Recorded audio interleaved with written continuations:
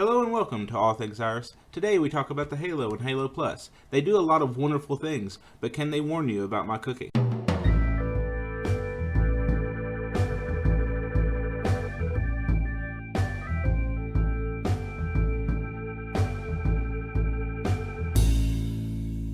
Sorry I've been gone for so long, but I really wanted to do an extended test on the Halo and Halo Plus, as these are life-saving devices, and I feel that you need to know everything about these devices to work them properly. So let's start out with the Halo Plus.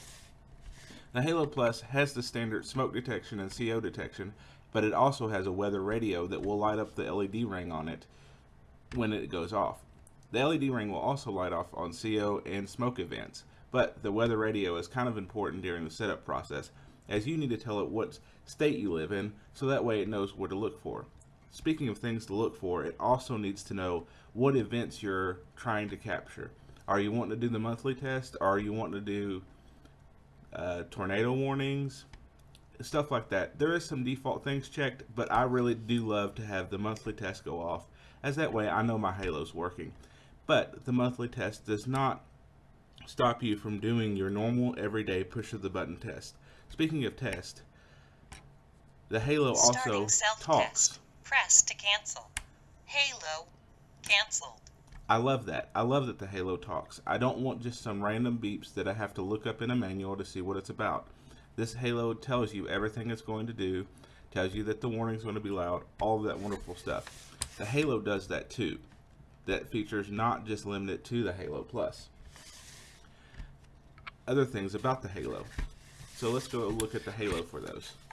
The Halo is easy to install, just like all smoke detectors. It has an installation ring.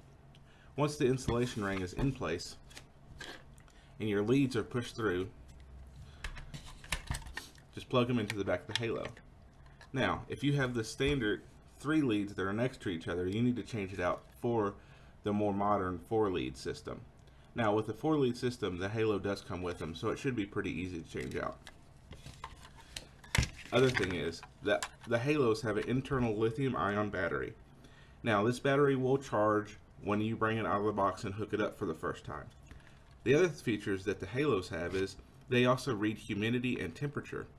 During the charging process, the temperature reading will be off by 2 to 3 degrees. This is normal. Wait for the battery to fully charge before saying that there's a bug or there's an error. This battery takes about 12 hours to charge up all the way if it was down in the 10% range. You can also see how charged the internal battery is from the Iris app. Speaking of apps, do not hook up your Halos if you're going to have them in the Iris ecosystem with the Halo app. The Halo app has a firmware update specially designed for the Halo app, and it doesn't work very well with the Iris system. Also, other thing you need to know is if you decide to run these off of batteries, you cannot light up the LED ring. Due to power saving modes, you are not allowed to turn on the ring. Other thing is the way they communicate to each other. They communicate over your 120 lines. So let's say you have one in the garage and your garage is in a separate connection than your house. The Halos won't talk to each other because they're not connected over your 120 breaker box or power lines. Well, I think that's it for my review. Other than the normal things of a normal smoke detector that you should test them at least every 60 days, if not more, the Halos are very, very simple, and I do love them. Also, one other note, the LED ring will only stay on for about 20 minutes. This is due to a power saving mode in the Halo. Well, thank you for watching.